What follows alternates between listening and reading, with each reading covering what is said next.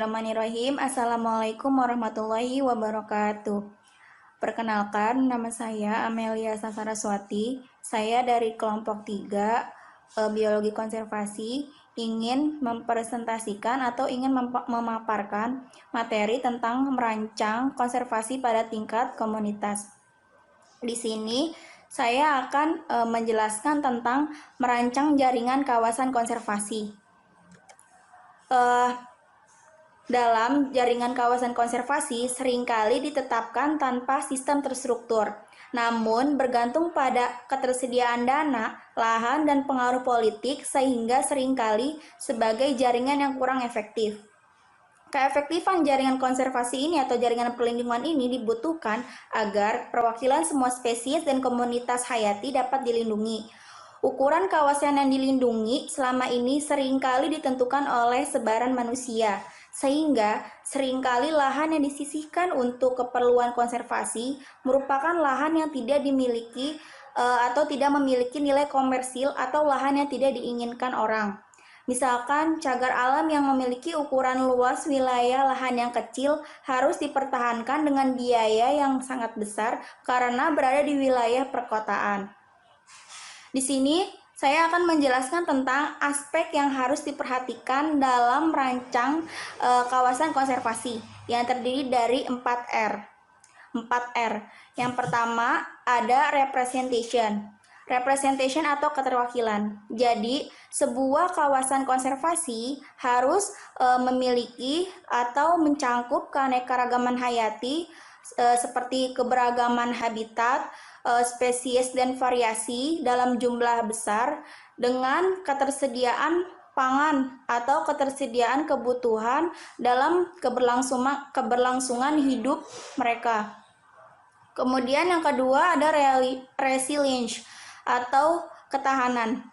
Sebuah kawasan harus cukup besar, yakni memiliki lahan yang cukup besar dan relatif utuh yang dapat mempertahankan seluruh aspek keanekaragaman hayati dengan kondisi yang sangat baik untuk masa kini dan masa depan. Kemudian ada readiness atau kelentingan.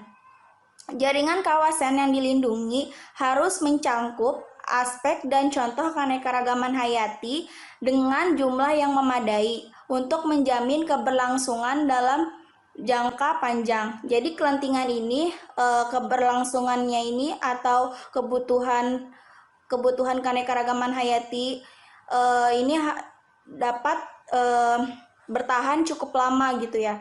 Kemudian ada realiti atau kenyataan. Dalam merancang suatu kawasan konservasi atau lahan konservasi harus disetujui oleh pemerintah karena apabila sudah disetujui pemerintah, otomatis dana yang diterima akan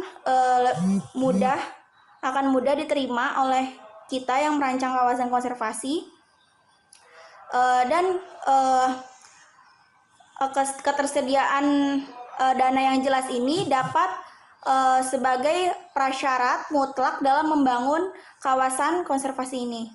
Lalu ada ukuran dan karakteristik kawasan konservasi. Ukuran dan karakteristik kawasan konservasi ini terdiri dari 2 karakteristik.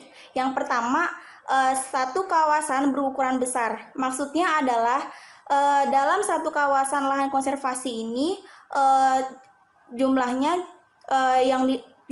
di dalam lahan tersebut itu sangat besar yang terdiri dari flora dan fauna yang melimpah dengan ketersediaan pangan juga yang melimpah.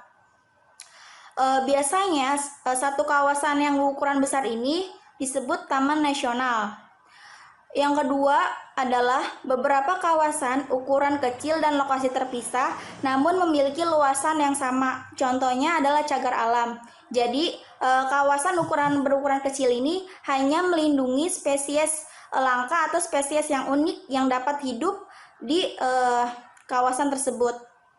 Kemudian dalam membangun lahan konservasi ini harus memiliki ukuran yang cukup besar sehingga dapat melestarikan populasi menyediakan habitat dan sumber alam atau sumber daya alam yang beragam.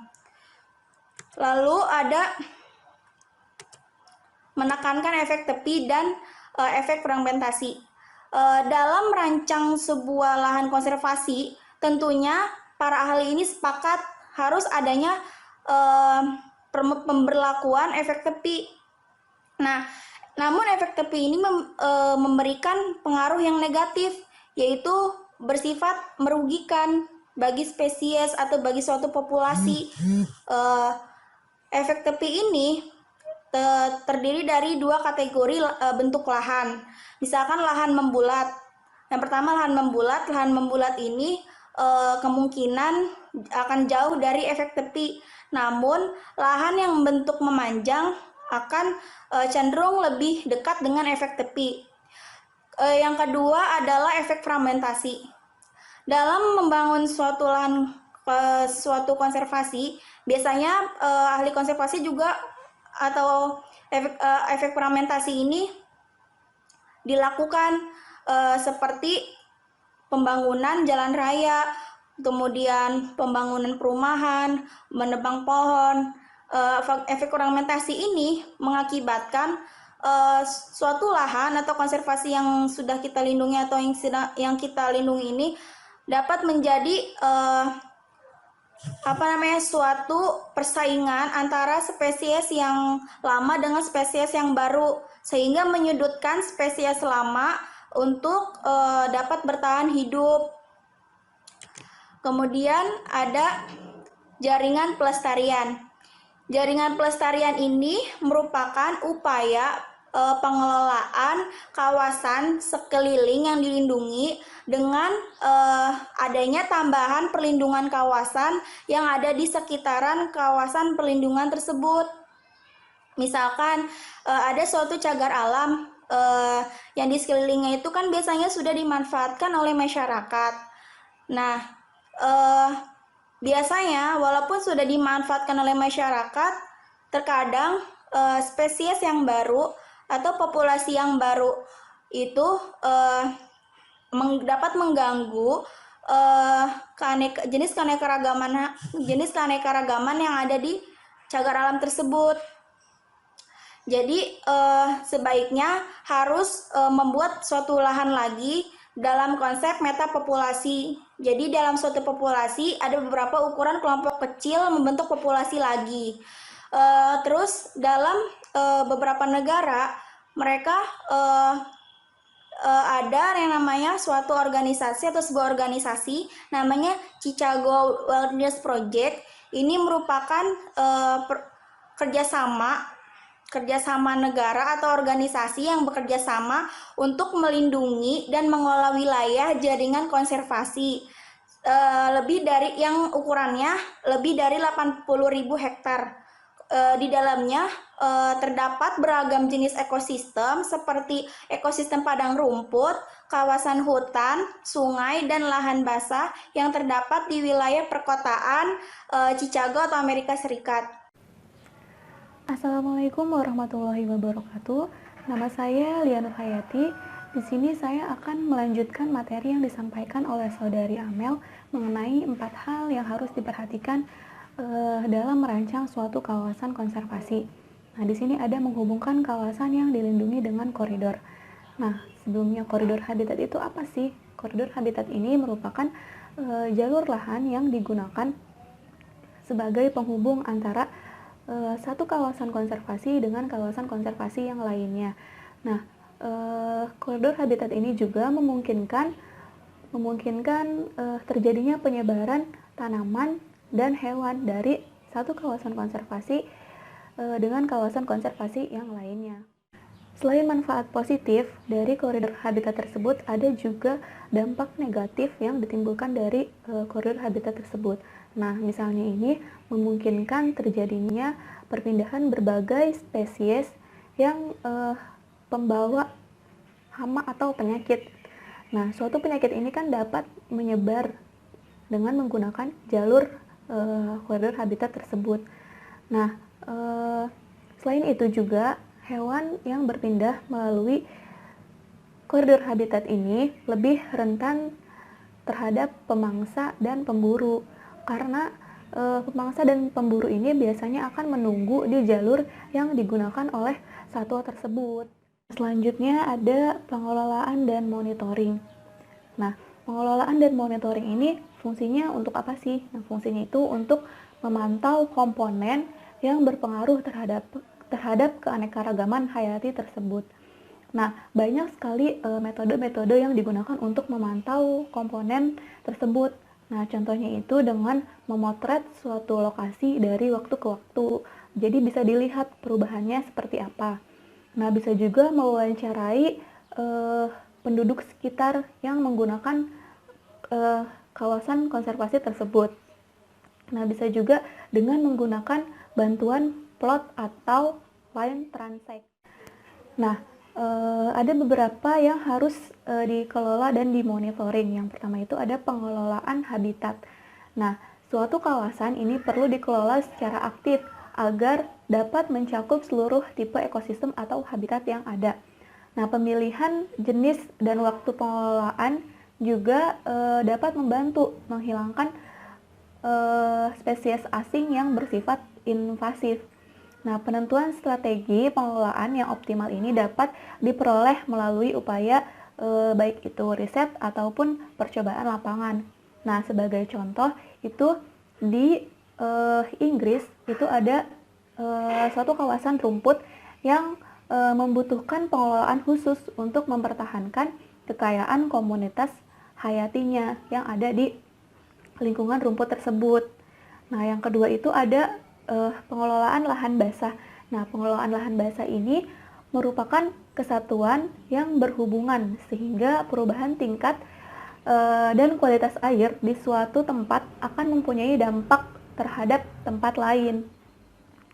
Nah, strategi pengelolaan lahan basah yang efektif adalah dengan cara memasukkan seluruh wilayah badan air, misalnya daerah aliran sungai dan kawasan yang dilindungi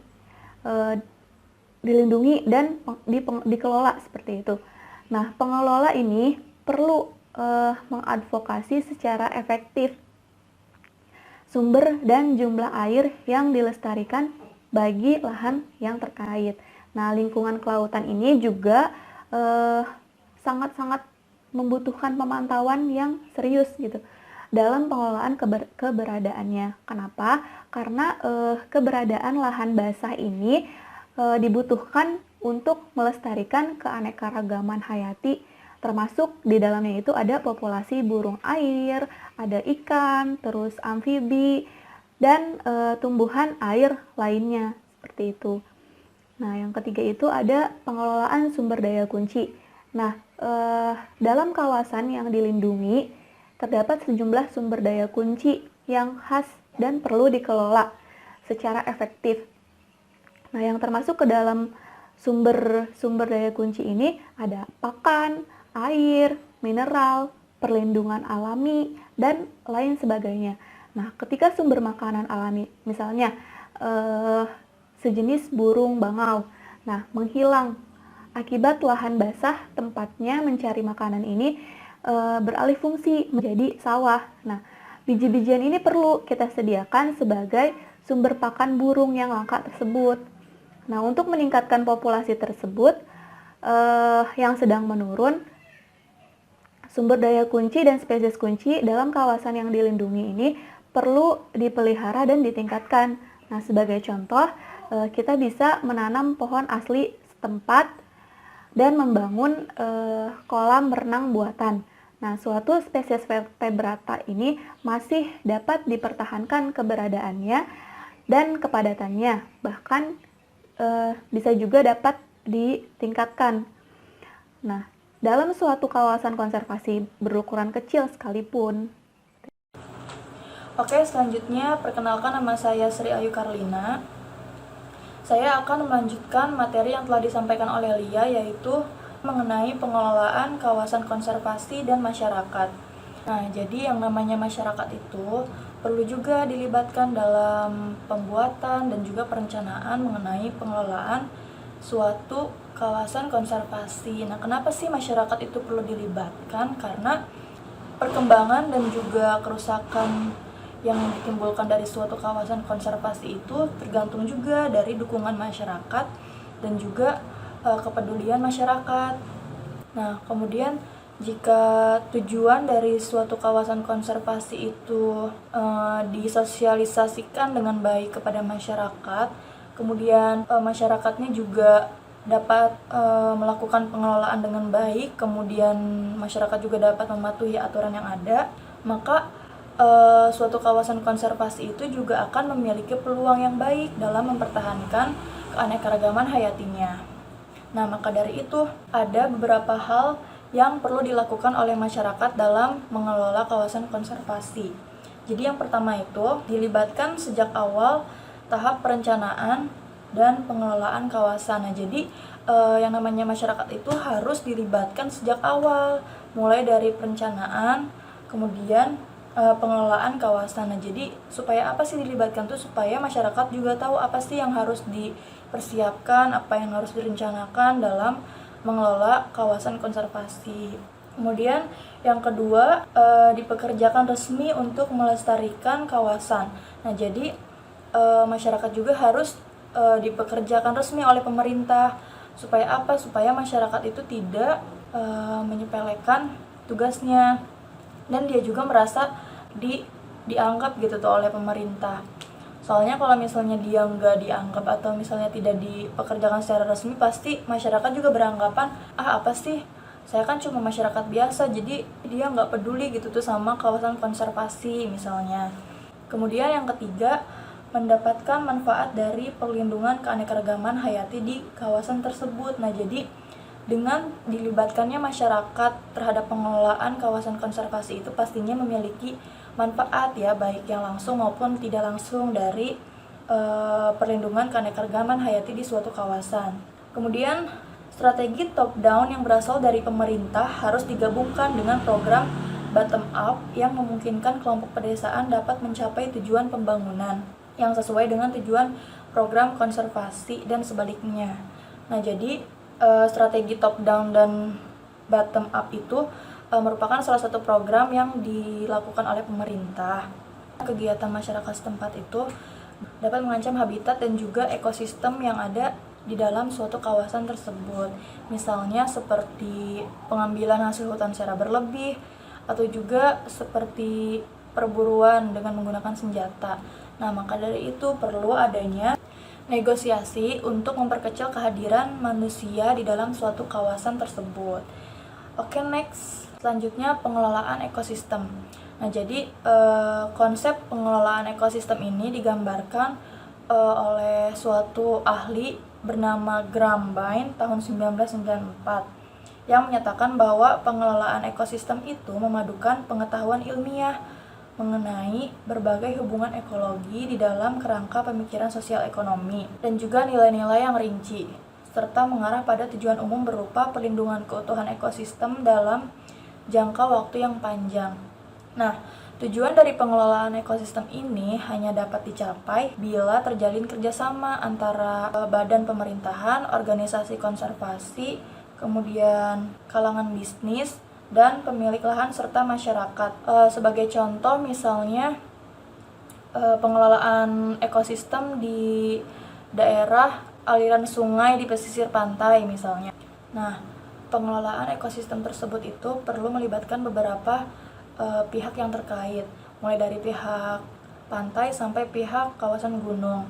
Nah, pihak yang terkait itu misalnya seperti praktisi dan ahli biologi, kemudian juga bisa dari kalangan bisnis juga bisa, atau dari warga kota, dari industri juga bisa, misalnya seperti nelayan dan juga petani.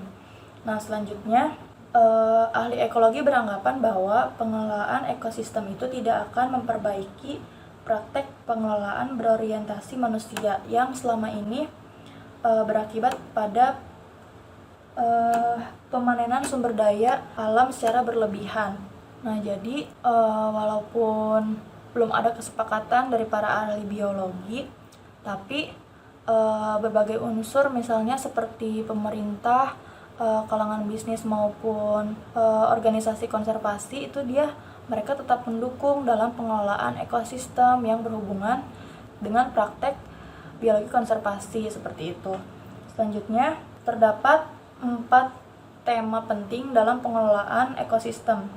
Yang pertama yaitu memastikan keberlanjutan atau viability semua spesies. Nah, kenapa sih kita itu perlu memastikan keberlanjutan dari suatu spesies?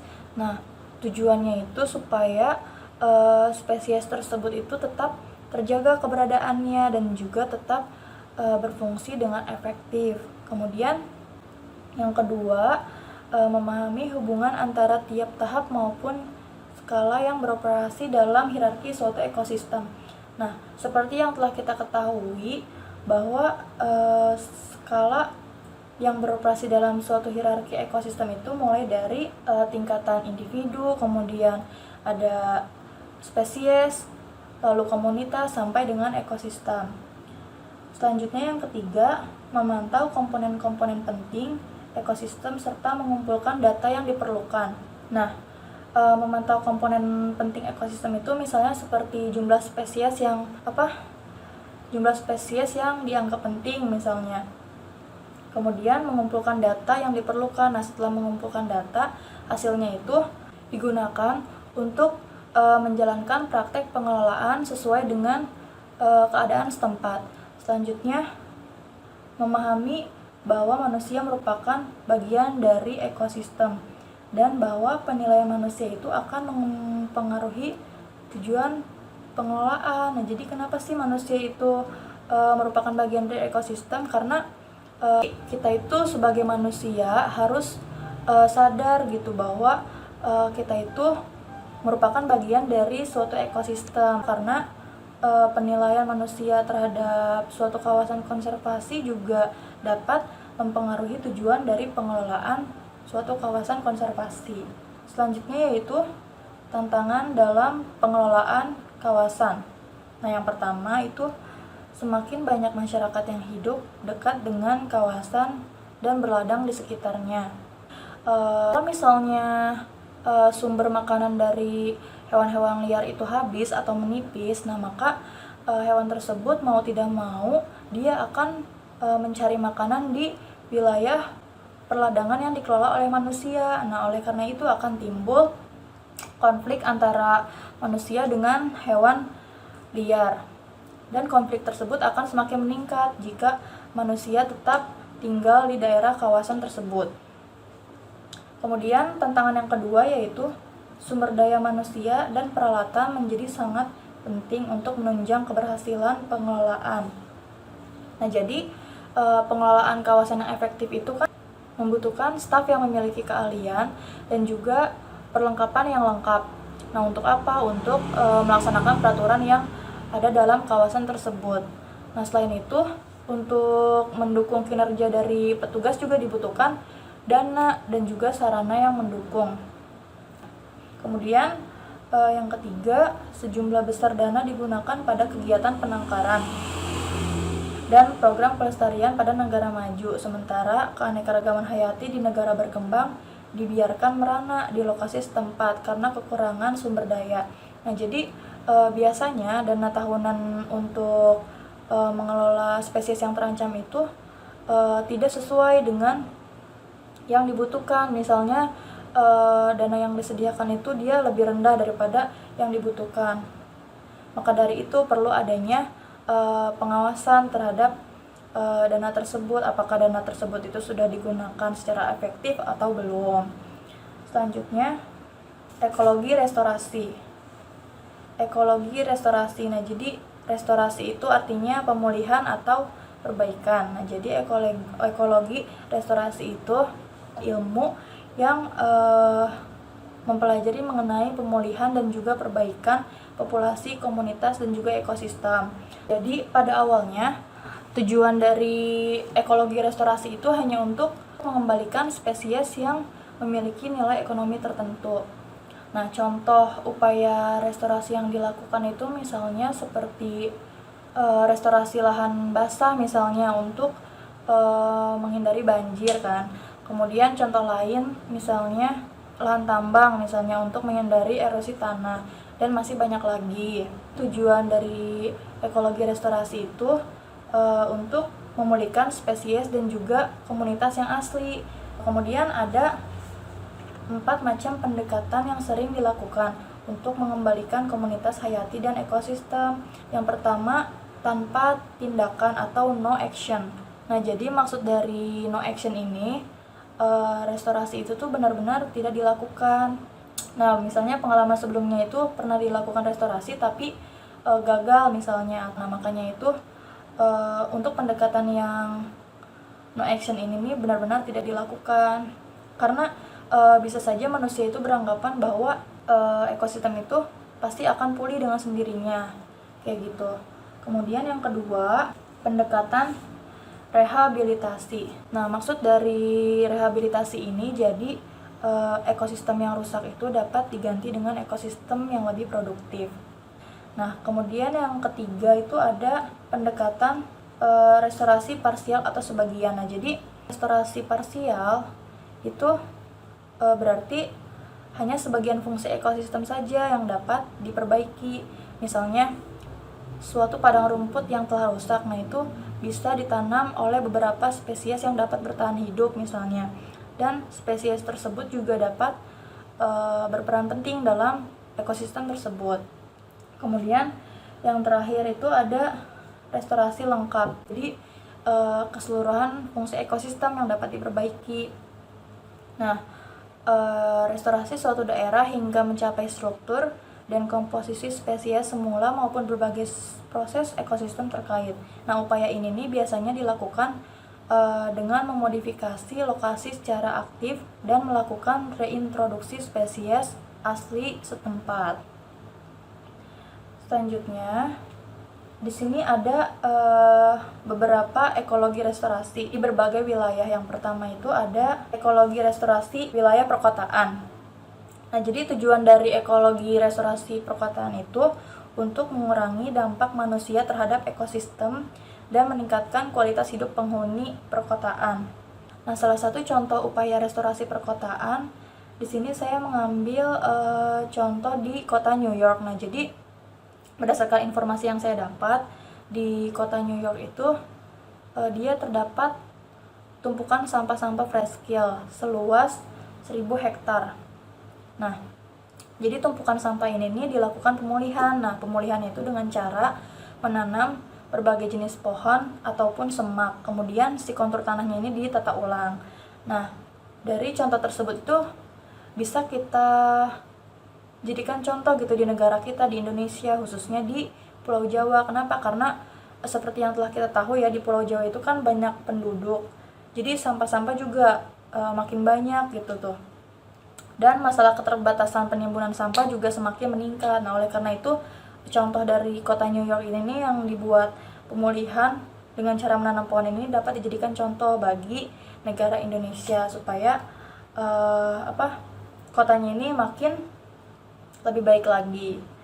Oke, selanjutnya saya akan menjelaskan mengenai ekologi restorasi lahan basah. Jadi yang dimaksud dengan ekologi restorasi lahan basah itu merupakan upaya untuk mengembalikan kondisi ekologi dari lahan-lahan yang memiliki kandungan air yang tinggi. Contohnya seperti rawa-rawa, kolam-kolam gitu. Fokus upaya dalam menciptakan lahan basah baru adalah merekonstruksi hidrologi asli wilayah setempat dan selanjutnya upaya penanaman spesies asli setempat.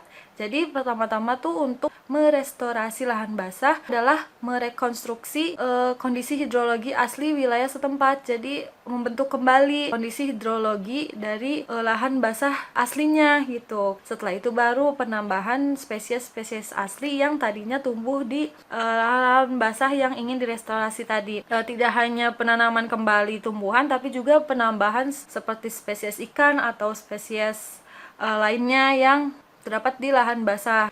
Setelah itu, contoh dari kegiatan ekologi restorasi lahan basah itu contohnya adalah pembentukan 500 kolam untuk habitat capung dan spesies asli di Jepang.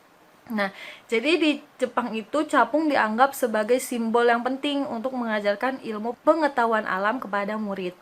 Karena dianggap penting ini, makanya spesies-spesies unik atau spesies-spesies asli capung di Jepang ini dikonservasi, dilestarikan dengan cara pembuatan lahan basahnya kembali gitu, habitatnya kembali, yaitu lahan basah. Nah, dengan cara pembuatan kolam-kolam. Nah, kolam-kolamnya ini dibuat di sekitar sekolah dan di taman-taman kota.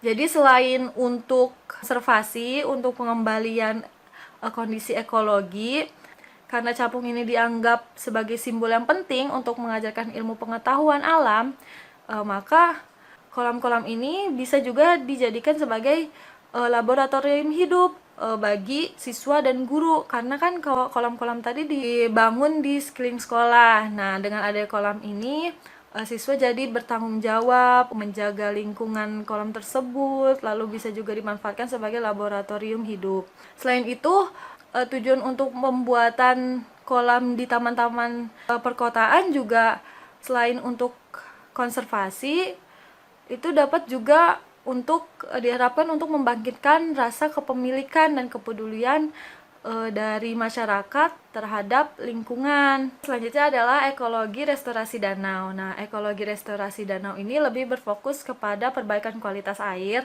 dan pengembalian jumlah populasi suatu spesies asli dari danau tersebut. Jadi kalau danau ini restorasinya lebih kayak ke perbaikan dari danau yang sudah ada gitu. Nah, salah satu contohnya adalah upaya restorasi Danau Erie pada tahun 1950 sampai 1969. Nah, waktu itu Danau Erie itu mengalami polusi besar-besaran sehingga terjadi penurunan kualitas air, lalu populasi ikan aslinya berkurang, terus lapisan oksigen di air itu menipis, dan terjadi yang terlihat banget itu adalah terjadi ledakan populasi alga, sehingga dilakukan restorasi pada tahun 1972. Restorasi Danau Erie ini dilakukan dalam dua cara, yaitu pertama membangun fasilitas pengolahan limbah, lalu setelah itu pembuangan kuantitas fosfor yang masuk ke danau itu dikurangi dari 15.260 ton menjadi 2.449 ton.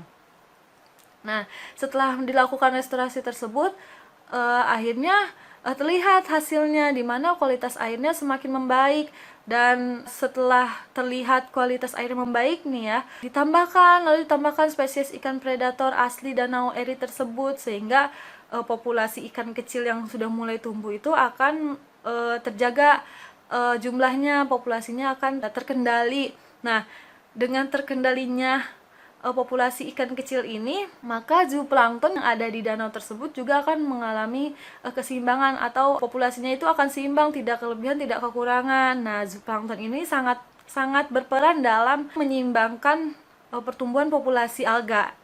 Sehingga setelah upaya restorasi danau ini, Danau Erie kembali pulih, di mana populasi alganya mulai berkurang, terus kualitas airnya juga semakin meningkat dan keseimbangan oksigennya juga semakin terjaga. Selanjutnya adalah ekologi restorasi padang rumput. Nah, ekologi restorasi padang rumput ini merupakan kegiatan untuk mengembalikan atau menciptakan wilayah padang rumput yang baru. Nah, dalam upaya restorasi padang rumput ini ada dua langkah. Langkah yang pertama itu adalah langkah untuk melakukan persiapan lahan dulu dengan cara pembajakan, seperti halnya menanam tanaman dalam pertanian. Lalu setelahnya adalah penanaman kembali spesies tumbuhan asli dari padang rumput setempat gitu. Nah, salah satu contoh upaya restorasi padang rumput adalah rancangan pembentukan ulang ekosistem padang rumput berumput pendek atau Buffalo Common di Amerika Serikat. Rancangan pembentukan atau restorasi padang rumput ini dilakukan di wilayah dengan luas 380.000 km persegi yang membentang dari Dakota hingga Texas dan dari Wyoming hingga Nebraska. Lahan ini nih tadinya sebelumnya merupakan lahan pertanian yang sudah tidak lagi digunakan atau tidak produktif serta merusak lingkungan. Jadi pemerintah setempat itu berinisiatif untuk mengubah lahan tersebut menjadi lahan konservasi atau pengembalian ekologi padang rumput lagi. Nah, caranya itu ya tadi, dengan mempersiapkan dulu lahannya, dibajak dulu lahannya, setelah itu ditanami kembali spesies-spesies tumbuhan asli setempat, seperti rumput-rumputan atau bunga asli yang tumbuh di padang rumput setempat itu. Caranya itu bisa ditanam kembali atau disebar bibit-bibitnya kayak gitu. Selanjutnya adalah ekologi restorasi hutan tropika kering. Nah, ekologi restorasi hutan tropika kering ini lebih fokus kepada penanaman kembali pohon-pohon dan penghentian kegiatan manusia yang merusak ekologi hutan. Salah satu contohnya adalah upaya restorasi ekologi hutan tropika kering di lahan seluas 110.000 hektar di Cagar Alam ACG Guanacaste di Amerika Tengah. Restorasi ini dilakukan oleh Dinas Taman Nasional Costa Rica Daniel Jensen dalam rangka memperbaiki hutan tropika kering yang rusak akibat lahan pertanian, lalu peternakan, serta kegiatan penebangan dan perburuan. Upaya untuk melakukan restorasi hutan tropika kering ini dapat dilakukan dengan cara-cara sebagai berikut. Yang pertama itu penanaman kembali spesies pohon asli dan bukan asli, lalu mencegah seluruh kegiatan manusia menimbulkan kebakaran hutan dan menghentikan penebangan serta perburuan. Dalam tahap pertama awal restorasi itu untuk menekan jumlah tumbuhan liar yang terdapat di hutan tropika kering, dilakukan pengembalaan hingga hutan kembali pulih, hingga tanaman-tanaman atau rumput-rumput asli yang tumbuh di hutan tropika kering tersebut dapat tumbuh dengan baik, tidak rebutan dengan rumput-rumput liar yang seharusnya tidak ada di wilayah hutan tropika kering tersebut, seperti itu. Mungkin sekian penjelasan dari kelompok kami. Jika ingin ditanyakan, boleh ditanyakan di forum diskusi. Terima kasih. Wassalamualaikum warahmatullahi wabarakatuh.